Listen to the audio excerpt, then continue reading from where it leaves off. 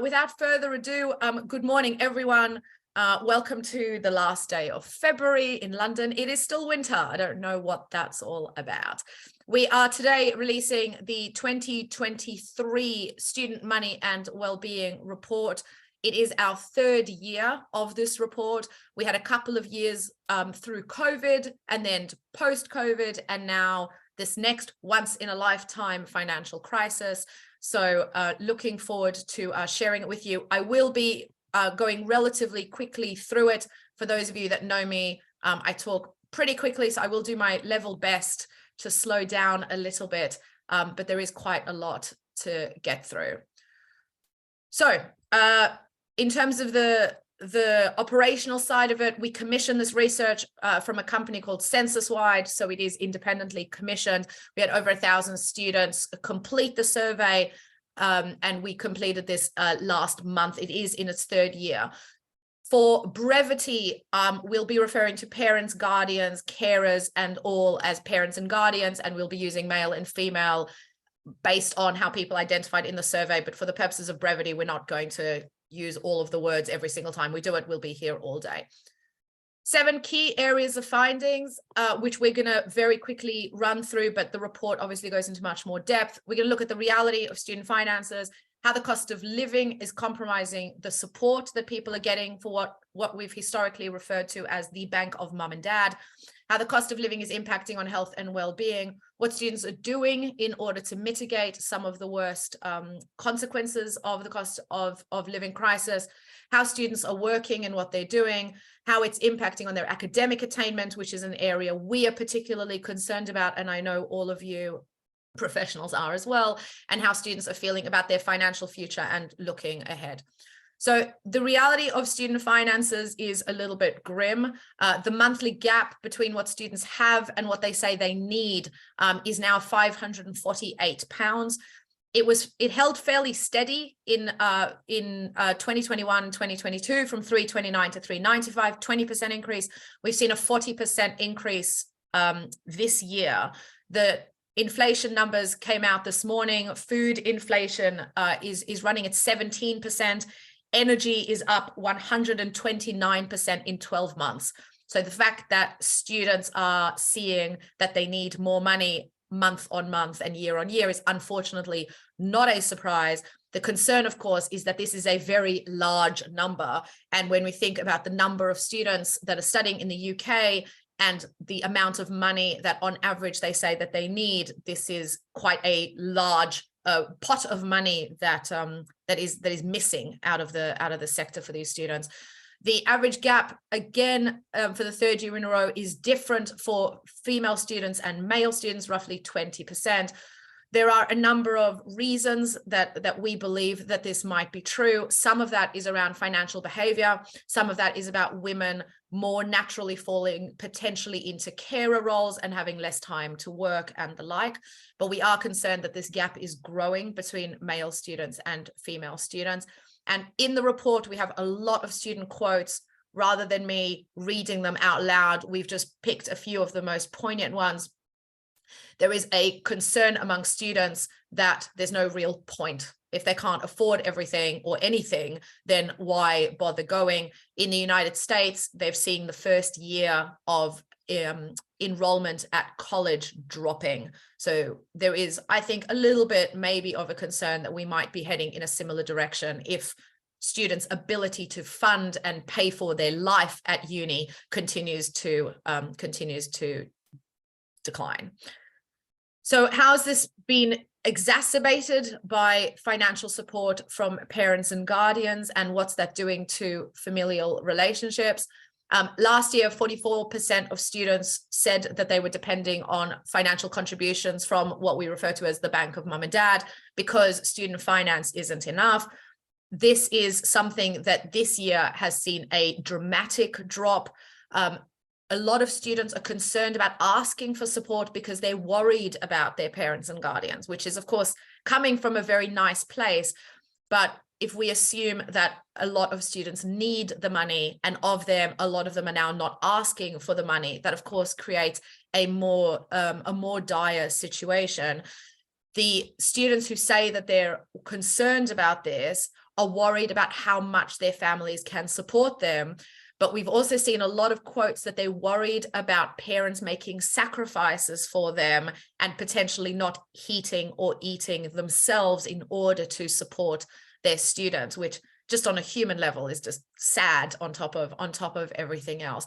So we do know that the bank of mum and dad being compromised with the cost of living crisis across the UK, impacting everything from food to energy to the general cost of living, means that 32% of students are getting less money than they were getting before. I think what is interesting to consider with this, if we assume that there has always been a portion of students who've received money from their parents, if we extrapolate what we know is happening in the media, that the average family, quote unquote, the average family that was okay before the cost of living is now not okay, it means that the students who were always in trouble financially and always needed some financial support are now being joined by students who historically wouldn't have been in that category and could have relied on some parental and familial support. And so when we start to move from having 20% to 30% to 40% of students who need support, we get outside of the realm of universities being able to support all of those students to the level, and this starts to become a policy and government issue, because this size bucket of money really only appears in a few places, and universities are already working incredibly hard to do what they can after 2 years of COVID support. So this is compounding difficulty that we've already been facing. So what is this cost of living situation doing to students' health and well-being? And now we're going to break down health and well-being and then also look at academic performance. And no surprising stats, unfortunately, that almost 9 in 10 students are worried about money. For the first 2 years of this report, it was 75. It was consistent at 75, and not just consistent in Blackbullion surveys. Other surveys that were coming out were reflecting exactly the same number. That number has now gone up to 87%. So interestingly, perhaps not surprisingly, the impact of COVID and of lockdowns is now being exacerbated by the simple fact that costs are going up. And I saw Dominic Thompson join us on the call. Welcome, Dom, who's a great friend of Blackbullion's and a mental health expert. And I'm sure that she would echo some of these findings in the fabulous and fantastic work that she's doing. Thanks for joining us, Dom. So very concerned about this number, because of course, being concerned about money has a massive and real impact on overall student mental health. So 58% of students are reporting that this crisis is impacting on their mental health, but on them, 94% saying that it's triggering stress, 90% are feeling anxious, and most concerning to me, as always, is that 77% are feeling helpless. And many of you who know me will know my concern with feelings of helplessness is that if you feel like you're in the middle of a black cloud and you can never get out, everything becomes more difficult, everything becomes more stressful. And if you are struggling to be able to speak to people about this because you're worried that they are going through things, such as your family, then this further isolates our young people who are already in a more difficult position. So we're very concerned about the mental health consequences of the financial situation. The physical health and wider health also being impacted. Almost 50% are saying that sleep is a problem. 30% are saying that their physical health is being impacted. And 1 in 6 students are cutting back on personal hygiene. Women and female students, if we are now starting to move in a direction where period poverty is a real concern, then we're already in the kind of danger zone that we have not seen in a long time in this country.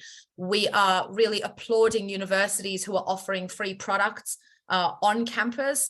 For anyone who's not aware, period poverty effectively means that people don't have the hygiene products that they need, which in itself is a problem, but it usually means that they also don't go to class, which has a massive impact on attainment and on ability to graduate and have the university experience that we want them to.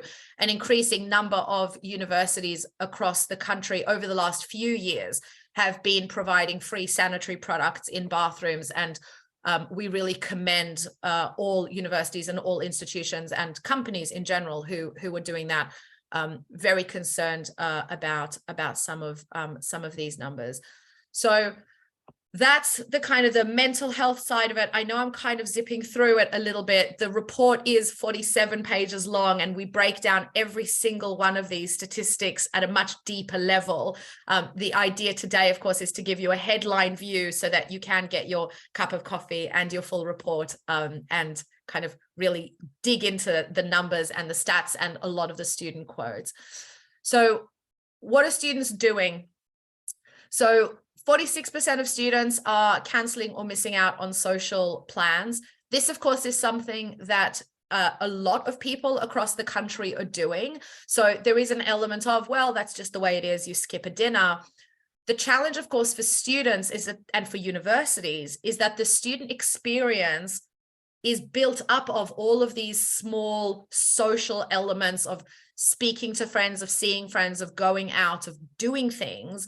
And if almost 50% of our students are not going out and they're missing on social plans, that impacts on the mental health elements of feeling lonely and feeling anxious and feeling stressed, because you feel like you're doing all of this all by yourself. And the one message that we are trying to get to students all the time is you're not alone. All students, or almost all students, are going through this, but also it's not just students. The 39% of students who are avoiding turning on their heating is reflected in our general population here in the UK as well, where the heating or eating strapline is actually, unfortunately, a national issue. We are, of course, concerned about this because not being warm, especially with the winter we've just had, does impact on other things. The 34% of students who are going hungry is also, again, a concern, and it's awful to keep using that word, but 34% of students are going hungry or eating fewer meals than they normally would. Again, we're seeing this broadly across the UK population in roughly similar numbers, but we have not seen these numbers before. These are not the kind of figures that we saw during COVID. These are numbers that we're now seeing post that crisis, which a lot of students mentally and physically and emotionally are only just starting to come out of, only to now be hit by this. One of the things that we were gratified by but slightly saddened about was the number of student quotes that we received when we asked them to tell us how they were feeling. A lot of students feel like they're just not being heard. They were ignored during COVID by the government by and large, and now they're being ignored by the government by and large during a crisis. We were just speaking before everyone logged in that the government is really asking for an enormous sample size in order to acknowledge that there is a problem. And we join everyone who is kind of pushing for a little bit more action out of Westminster and the devolved nations. So students are working to fund their studies, as you would expect, but a lot of students already were working. So almost 80% of students already had a job before the crisis kicked off. We have to remember that post-COVID, a lot of students hadn't been working because the jobs that disappeared during COVID were exactly the jobs that students do: hospitality, working in cafes and the like. Those were the jobs that disappeared during COVID. So after COVID, a lot of students did very studiously go and get work, and almost 8 out of 10 did. But now 31% of students are working more than the recommended 15 hours a week, which means that people are working more than the sector would say is a good amount of hours. The challenge with that being that students are almost by necessity having to sleep in or sleep longer, perhaps are missing classes, as we said previously, perhaps are missing social events. And so the working one job is great. 31% working more than 15 hours a week is already a little bit more troubling. 20% of students are working a whole second job. The likelihood of them being able to perform, of course, you can imagine is, drops the more you work and the fewer hours you're able to focus on your studies. the more difficult it becomes to achieve the kind of marks and the kind of student experience and the kind of mental health that you would like. One of the things that we are, again, thankful to universities for and commend them is that a lot of universities are looking at the kind of jobs that students can do on campus. So when there are jobs on campus that are perhaps being outsourced to third parties, when those are the kind of jobs that students are able to do, universities are putting the job specs out for students before putting it out to the wider market. And again, we commend universities, commend universities who are doing this, because we do know from students that having a campus job can make an enormous difference because it fits in with the studying that they're doing. So if it's not something you're doing on your campus, perhaps it's worth having a conversation and seeing if that is something that you can implement with your students as well. And now we kind of come to the crux of what students are most concerned about from an outcome point of view. So they're concerned about money, but really the concerns around money impact on how they're studying and the results of those hours that they're not studying. Sorry, can't put my teeth in. The amount of time that they are spending tackling the cost of living crisis for themselves means that they are not able to spend that time on their studies, is what I was desperately trying to get out. And these are the numbers that are the most concerning to the students, because the whole point of them being on campus is to have a great student experience and to be able to achieve the kind of marks and the kind of academic results that they are hoping to enable them to get the jobs later and to build the kind of future that they want later. 76% of students are worried that the cost of living is having a negative impact on their results, but a full 60% of them have actually received a lower grade than expected. So the expectation that there will be an impact is actually translating in the majority of cases into lower marks and lower expected outcomes for assignments and the like. And this is over the last 12 months because of the number of hours that are being worked. So the 15 hours that we spoke about before, the reason that is the acceptable quote unquote number is because that is the number that is expected to be able to be achieved, to be able to be worked without impacting on the academic results of the student.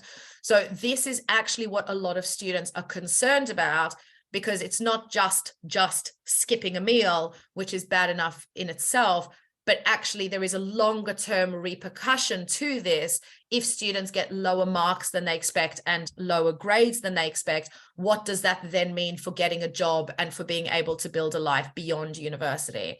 And so this is really the first time we're seeing numbers that are at this level, and they are a direct result of the number of hours that are being worked, as far as students are telling us. And those hours are, of course, a direct reflection of the fact that life has become a lot more expensive. So preparing students for the cost of living before they arrive on campus, we know is a priority for a lot of our partner universities. And so we extrapolate that kind of nationwide, ensuring that students are as understanding as possible about how much stuff costs, how much is milk, how much is the tube, which keeps getting more expensive. If people know those kinds of numbers, they are more prepared to be able to spend the money, ask the questions that they need to ask in order to get the funding that they need, in order to hopefully be able to keep those number of work hours below the recommended 15%. So 60% have received a lower grade because they were too cold to study. This is the one that the team kind of had a bit of a cry over. They're too cold to study because they haven't turned their heating on. For people who are with us from the UK, everybody knows that the price cap was raised again yesterday. It's important to note that while some specialist housing providers have kept their rents at a stable level, they haven't increased them. Private accommodation, of course, is not the same, and students have not been recipients of the government's energy support plan. So the concept of not turning on heating is unfortunately something that has been very widespread across the student population, especially those in private accommodation, because those costs are passed on directly to them. And we would call on private landlords to be kind of honest and transparent about the real heating costs. Based on all of the information that we're getting out of the media and out of Ofgem, this is probably the next year or two. So how can we be better preparing students for the costs of this? And is this more of a sector-wide conversation that needs to happen around private accommodation? Though we do thank the student housing companies who have committed to holding their fees. It is the right thing to do, but that doesn't always mean that it is the thing to do, that the thing that people do. So, you know, well done to them. And I think they have our gratitude and those of their students. 55% of students have received a lower grade because they were too hungry to study or concentrate. This very much taps into our heating or eating narrative. We know a lot of university campuses now have food banks or have an arrangement with a local food bank. For anyone that didn't see Jim Dickinson's fantastic wonky article a few months ago, he listed 101 ways that universities can support students through the cost of living. One of them was to look at surplus food through apps like Olio and Too Good to Share. A lot of support is out there, but a lot of people don't know that it's there. And so it's something that we've been trying to work as much as we can with universities, with students, and sometimes with student unions, just to spread the word that there are ways of getting around being too hungry. But the fact that we're talking about students being too hungry is in and of itself a problem, and that is impacting on their grades and on their attainment is of course something that is not good for them. It's also not good for the university, and not to take too wide a picture, but it is not good for our society if young people feel like they can't eat and they can't heat themselves in order to study. So these were the hardest hitting because they are so very visceral. This is one of several hundred quotes that we had, some of which are shared in the report, where this student was saying that food and electricity are more expensive. The flat is 11 degrees, which is basically a winter day, makes it hard to concentrate, makes it hard to complete work to any satisfactory standard. There is not a lot that we can do around heating. It is a national issue that needs to be handled at a national and policy level. And we, again, join people who are lobbying government to kind of do better when it comes to the electricity situation. And how do students feel about their financial future? Every year, these are the stats that are most important to me on a personal level in terms of forward motion for these young people. We want them to feel like the future is bright, and sometimes that doesn't always reflect in the numbers. 40% of students are worrying about how finances impact their optimism for the future. That's relatively high when you look at it's relatively low when you look at women. So again, we're seeing quite a big differential, 51% of students compared to 40% overall and 40% for men. Women are having a tougher time. We know this to be true nationally. This is not just on university campuses, but we are concerned that female students have less money to begin with, have more obligations that they are responsible for, and are as a consequence not perhaps doing as well as they would like, and are therefore seeing the future as a little bit darker than they might. We are all doing a lot of work to help our young people. Important to remember that different students are struggling with different parts of what is happening. 78% are worried about the rising cost of living. Again, we all are, so I suspect that this number would track fairly closely with the general population, but 71% are worried about the economy being in recession. Troublingly for us at Blackbullion, a lot of students don't actually know what a recession is, so they're worried that things don't look good, but when they hear on the news that we've avoided recession because GDP only went up by 0.01%, but we've avoided technical recession. Students kind of are not really getting what that all means. And so they're worried at a bigger level because they don't feel like the news is really reflecting what they are going through, which I think is interesting. And I've been having a lot of conversations with students in webinars about this. They just want to understand what's happening. So they're worried about a recession because that's what they think they're in, but then the media is telling them that they aren't. And I think we need to be honest with young people about where we are and where we are likely to be, to empower them to at least know what the next couple of years look like and how they might be able to mitigate some of that. 70% are worried about not being able to afford rented accommodation. We also know that there's a bit of a student housing shortage in various parts of the country. So these two issues, things being too expensive, but also not having enough of them, where this road leads us, we're not yet sure, but we are already seeing students queuing up for hours outside estate agents in some part of the country and still not able to get into private accommodation. So we'll have to keep an eye on that, but also what does that then mean for these students? Does it mean they can't go to university? Does it mean they drop out in year 2? What does this mean at a more macro level? 43% feel pessimistic right now while they're studying, but 60% feel optimistic about 5 years after graduation. In a sense, this does reflect people in general. We are much more pessimistic about what's happening now, but the long horizon often looks more positive. So this is, to me personally, a little bit less troubling. 43% feeling pessimistic right now is, unfortunate. But if we saw these numbers reflected in optimism for the future in 5 years, in 10 years, then we'd be looking at a kind of inverse of what we should be seeing. So short-term pain, long-term hope, the more that we can do as a sector, as a community, as a society, to ensure that these young people feel like life is worth living and the future is going to be bright for them and they live in a great time in the world, but we're going through a recession, the easier it will be for them to reconcile what they're currently going through with their feelings of feeling good about the future.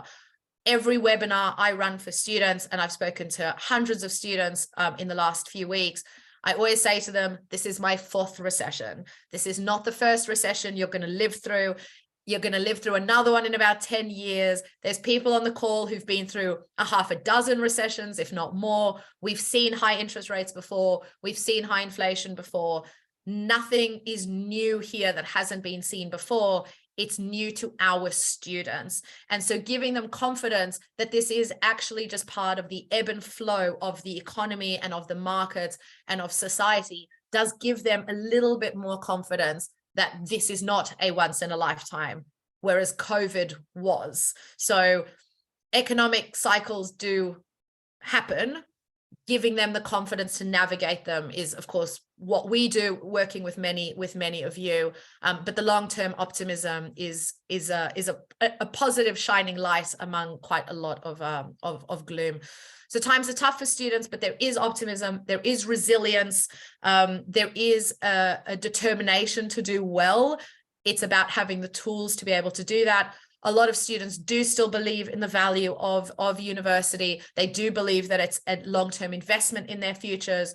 And so in a sense, the future is looking bright. We have to help them to get there. So on that note, I have gone through it relatively quickly because I wanted to leave some time for questions. But as promised, there is a QR code in the bottom right-hand corner so that you can download the report yourself. We are joining in with university students, student unions, and the rest to call on government and policymakers to do what they can to make it a little bit easier. We're not going to be able to give every student in the country £500 every single month. It's just not realistic to think that that's going to be possible. But we can make a little bit of a difference by doing certain things on campus.